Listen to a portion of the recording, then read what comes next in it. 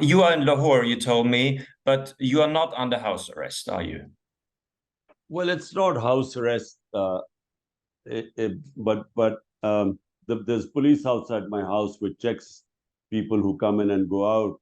And basically, apart from lawyers and few people, um, uh, if uh, if any workers come in, they are picked up, they're put inside jail.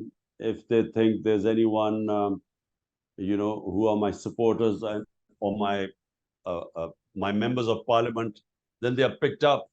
So therefore, only lawyers come to see me, Hmm. and very few close people are allowed. Otherwise, I'm quite isolated here. Understand. Do you expect to remain free, if we can call this free, or do you expect to be arrested in the near future?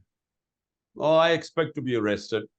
There are over 170 cases, and every day there's some new case that they come up with. Bear in mind that at the age of 70, I didn't have one criminal case. And in the last few months, I have over 170 and growing. I mean, the number is increasing. So I expect that they will arrest me because they are determined that I should be in jail before the elections. Hmm. Because, the whole idea is that I should not be competing in the elections because they all know from the opinion polls, from all the surveys, that this party will win the elections uh, in a landslide.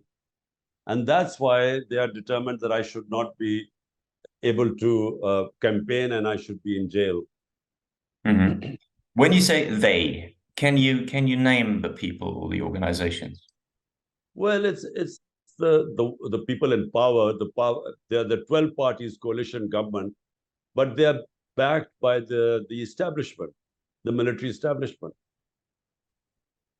Mhm. The last time you were arrested, there was civil unrest, basically. Your supporters were attacking the general headquarters. Do you think this would happen again if you are arrested? Well, the last time what happened was that they illegally abducted me. It wasn't an arrest because as the Supreme Court ruled, it was illegal. It was Hmm. unlawful, my arrest. So that's why I was released. But and so the way they arrested me, I mean abducted me. I mean they beat up. It was a commando action. Why couldn't the police have come in and arrested me? Why did they need commandos? Then they beat up everyone. They beat up the lawyers. I was sitting inside they beat up the staff of the High Court. Hmm. And the way they took me as some sort of a terrorist, that was what caused a big reaction. But we claim that the arson that took place, the burning of a few buildings, that had nothing to do with us. We Hmm. believe that it was all a plan. They were few because for 27 years, my party has never been involved in arson or in this sort of violence.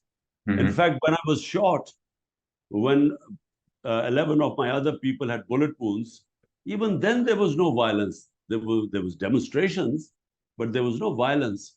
So we believe that this was planned to dismantle our party. This was a pre-planned thing. That the way they abducted me, they knew there would be a reaction, and they had planned to sort of set fire to certain buildings and then use it to do the biggest crackdown in our history. 10,000 of my workers in 48 hours were put into jail. So that couldn't have been done unless it was planned before. You can't Hmm. just arrest 10,000 people unless you already had the addresses and numbers and people. So it was all a planned operation. Hmm. Will the All elections be held in October? They will only be held in October if they think that my party cannot compete, that it's weakened enough that that it cannot compete in the elections. That's the only way they will hold the elections, because they will not take a chance. The people, the establishment who removed me, does not want to see me back in power. So they will do everything to ensure that elections will only be held when they think that we are no longer able to win the elections. Hmm. In case you cannot participate in the elections or your party cannot participate, What will you call for then? No, I think, it's not possible for them to ban the party. I mean, they are definitely going to put me in jail, but they're not going to ban the party. So I feel that in that time, uh, uh, unless they rig the elections, to the point that they make hold the exercise a joke, unless they sort of make a farce of the elections, uh, it will be impossible for them to stop our party from winning, even if I'm in jail. Mhm. So you think that the elections, if they're held, then your party will win? Is that what you say? Yes, I think that they will not be able to stop the party from winning. Mm. Because, just from the opinion polls, you can see that the party is way, way ahead of all the parties. And if you go by the last few months by-elections that took place in Pakistan, out of 37 by-elections, my party swept 30 of them.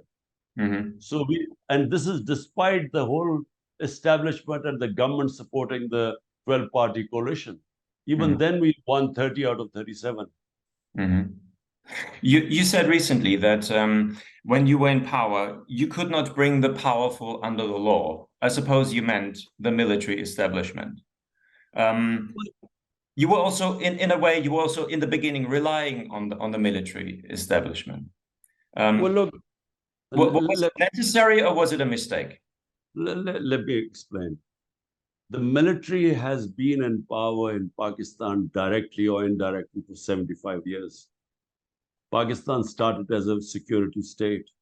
We had immediately after independence, we had a conflict with India in 1948. And so the reliance on military was always, uh,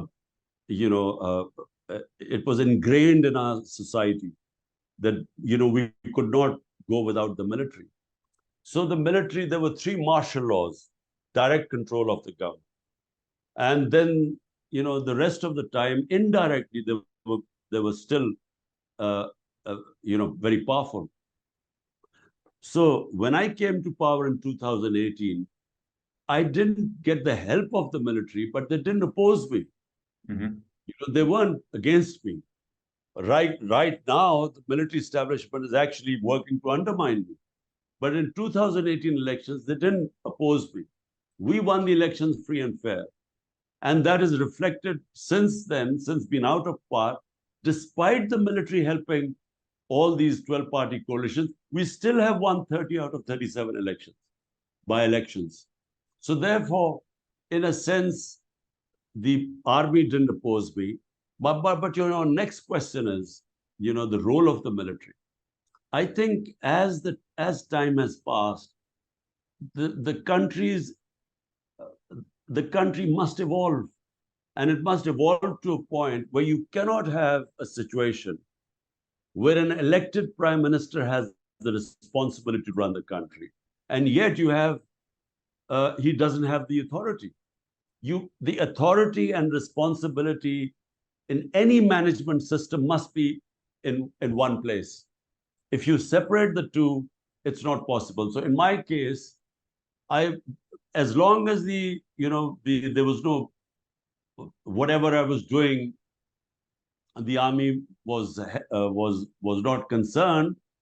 In fact, it went very well, and the army actually helped me in certain areas. In the COVID-19, they provided us great logistics, and we were very successful in dealing with it. But when I wanted to bring the powerful under the law, it's not just that some of the military personnel think they are above law. It is also these two political mafias, two families which have ruled us for 30 years. They also are above law.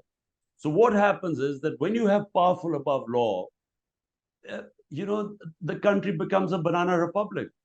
You Mm-hmm. can only, the difference between rich and poor countries, elites, is that the rich countries have rule of law and the poor countries don't have rule of law.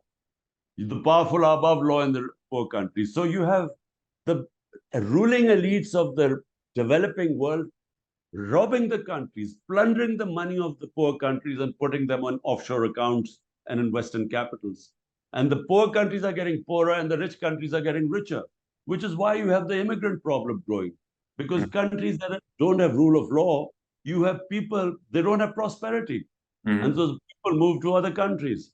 So same is the problem with Pakistan, and I failed because the army, when you talk about the army, you actually talk about the army chief. He's all in all.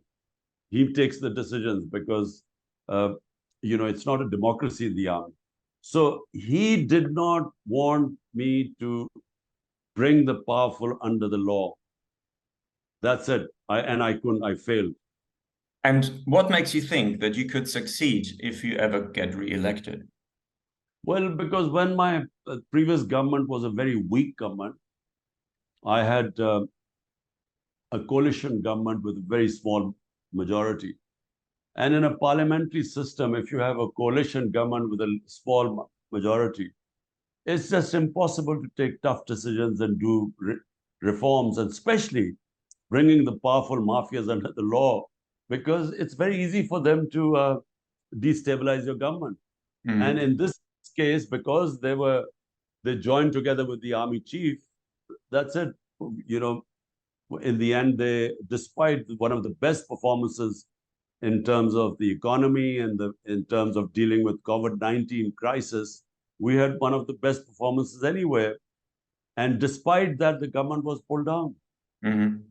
As far as your record is concerned, the record of your government, there was also heavy criticism abroad, not only abroad, but also abroad from independent media, or also NGOs like Human Rights Watch, who said that there were media shut down under your government, and there were journalists charged with because of statements they made on social media and so on.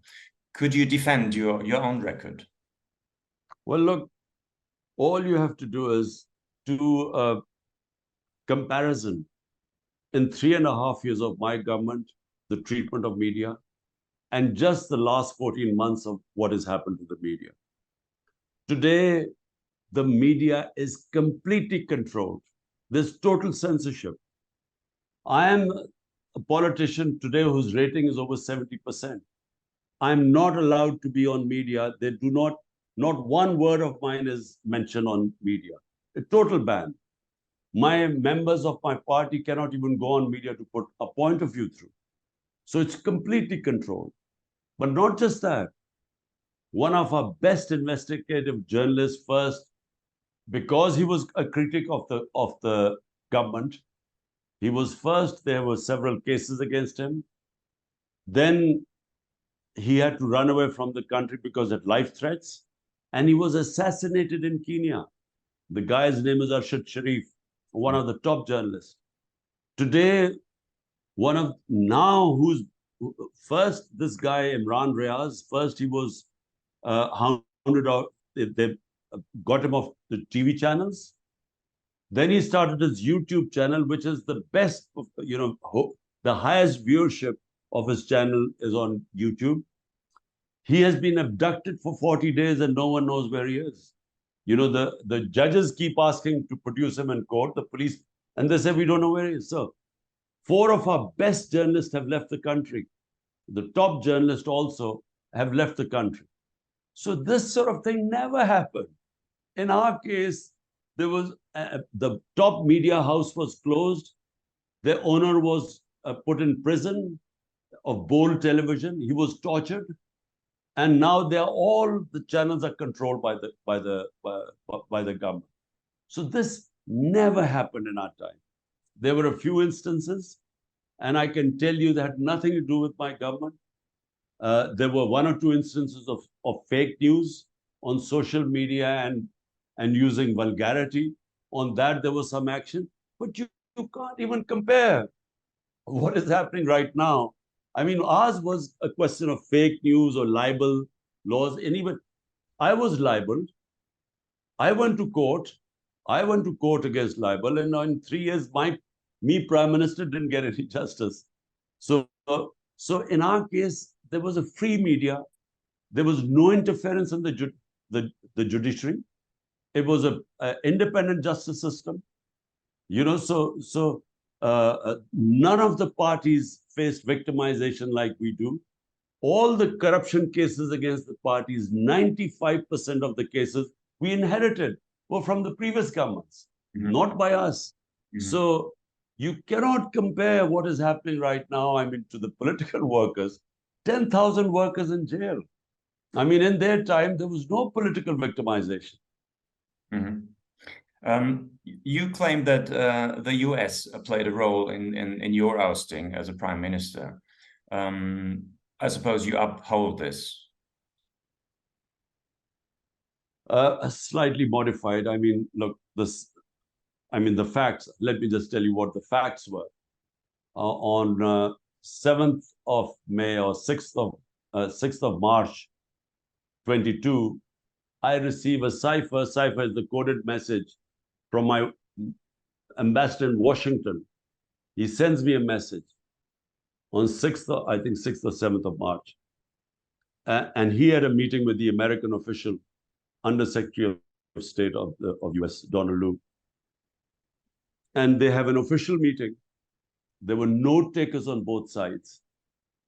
And he sends a message to me, the Prime Minister, that the American Undersecretary of State is saying that unless I, Imran Khan, the Prime Minister, is removed through a vote of no confidence, there will be consequences for Pakistan. And the next day, the vote of confidence is tabled in the National Assembly. And I produced that cipher, that coded message in the cabinet. I produced it in the National Security Council. There was an official protest from the Pakistan government for the US interfering in our internal affairs. So that's a fact. Now, what happened subsequently, we discovered that it was my army chief who was in connivance, who was working with a lobbyist in the US, a man called Hussain Haqqani, who was paid $30,000 by my government. We didn't know this. And he was actually promoting that Imran Khan was anti-American. And the army chief was pro-America. So that we discovered later on when these facts came out. And the reason would have been, the reason for the US to oppose you would have been that you were critical of the war on terror and the US being engaged in Afghanistan. But now that this is basically over, I mean, the US military has left Afghanistan. Is there still any major problem between your political view and the US administration? Look, the problem is, in the US, there's a strange thinking, very immature sometimes, that if you're critical of their foreign policy, they believe you're anti-American. And I mean, the war on terror in Pakistan cost us 80,000 people dead. And I opposed it throughout because I kept saying that this was nothing to do with Pakistan. But if we get involved in the war on terror, we had trained the Mujahideen in the 80s against the Soviets in the art of what would later be called terrorism, but then it was guerrilla warfare. CIA poured the money. Pakistan trained these guys like Al-Qaeda. They were trained to fight the Soviets. Now, come 10 years later, when the Soviets had left and 9/11 happens, now we are telling the same guys that now just because the US is in Afghanistan, now it is no longer jihad, it is terrorism. So I kept telling them that this will have severe consequences on Pakistan. So what happened was that those groups we had trained, like Al-Qaeda, they turned against Pakistan. And then on the border belt of Pakistan, what is called the tribal areas of FATA, from where the war was, the Afghan jihad was conducted, amongst them, people turned against Pakistan and started calling themselves TTP, the Pakistan Taliban. They turned against us. So 80,000 Pakistanis died in that. I kept telling them that if we had stayed neutral, we had a much better chance of controlling this. But then the moment we were called collaborators, they declared jihad against us. So we paid a heavy price, over $100 billion lost to the economy. So I think that's one of the reasons, and that obviously that's over now. Second is the Afghan jihad, the Afghanistan-US adventure. I mean, anyone who knows the history of Afghanistan knew it was doomed to fail. because, you know, if you know the Afghan character, and then they didn't even know what they were there for. What was the objective? What was winning for the US? We never knew what they would call victory. Did they go to liberate the Afghan women? Did you bring democracy in Afghanistan? No one knew. So they were there, and the more collateral damage took place in Afghanistan, the more the Taliban forces grew. So Taliban grew because of collateral damage of drone attacks and of night raids. And so it was always going to end in a disaster. Mhm. And I think for being critical about that, I think that's why also they thought I was anti-American, which I wasn't. And Mhm. I'm not. I don't feel, I think US, Pakistan should always have good relationship with the US. Do you consider yourself a pro-Western politician? No, I'm basically a nationalist. I mean, my main thing is that, you know, a prime minister, when he's elected, his main responsibility becomes his people. And in my case, my main responsibility were 100 million Pakistanis who were vulnerable, who were either below the poverty line or just above it. And so my main concern was them, and therefore, uh, to help my country get people out of poverty, you had to have peace. So these two, Afghan Jihad and the Afghan, the war on terror, I mean, they set us back. We suffered because of that. We levels of poverty went up, our economy went down. I mean, in this time, India went ahead of us, and then Bangladesh even overtook us. Mhm. Right up till the 90s, Pakistan economically was ahead of all the other countries in the subcontinent. But after the war on terror, we were overtaken by everyone. So Mhm. right now, Pakistan is suffering the worst ever economic situation in our history, and growing poverty. So as someone, you know, if I was ever a prime minister, my priority again would become my people, just like any other country. Of course, but if I may ask you a very blunt question, I mean, at the moment, um, every country is being asked to decide whether it joins the pro-Western coalition against Russia or not. Where would you stand on this? Well, I would stand exactly where India is. I mean, India is a part of the US coalition, the Quad strategic alliance of the US. The Indian Prime Minister has just gone to the US, and he's signed up, you know, a huge number of contracts of cooperation, of nuclear, of technology, and so on.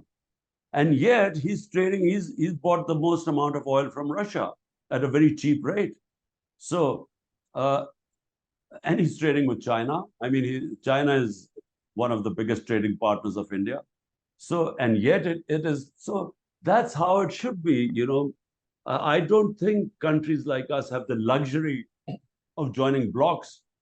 Mm. When we have over 100 million people hovering around poverty, our job should be really how do we get people out of poverty?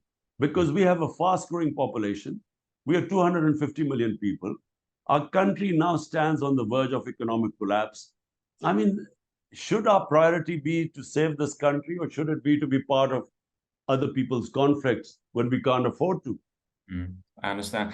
It's not only economic collapse, but now it's also in a politically very, very dangerous situation, as you probably agree. But, what do you think? What are the chances that, I mean, we know Pakistan from afar. There was the lawyers' movement. There is an amount of civil society. There is a Supreme Court. I mean, there are checks and balances, and still there's always the military in power, and it's very hard to decipher whether this is on the way to a democracy or moving away from democracy. It's still what we call a hybrid regime. What do you think? Where will it go now? Well, look, you know, Pakistan's democratic movement has gradually evolved. I mean, we would have, you know, we would have democracy, then we would have military dictatorship. That would last for a year, then we would again try with democracy. If that would fail, we would go back to military dictatorship. So three times we've had military dictators, and then we've had tried to experiment with democracy, and we've not been very, sadly, I mean, the democratic the governments were not very effective.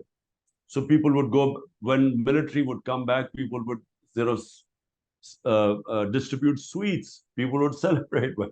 But this is the first time, when they removed my government in 2000, last year in April, first time when the government was removed, people came out in the streets to protest about it.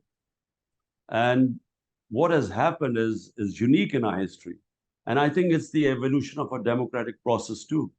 Because people now, although we have undeclared martial law in Pakistan right now, I mean, we have all civil liberties, the Supreme Court, the judiciary, they've all been made impotent because whatever is the military establishment, whatever it decides happens in Pakistan. So, the crackdown on my party has been, by the military establishment. The media is totally controlled today. Not a word of mine can be mentioned on media. It's because of the power of the military establishment. So we have gone all the way back now. All the evolution, you're talking about the lawyers' movement. I was put in jail in that lawyers' movement against General Musharraf for independent justice system. So that our judiciary was by and large getting independent. And now all that has, been rolled back. So we really have an undeclared martial law in Pakistan now. Mm-hmm.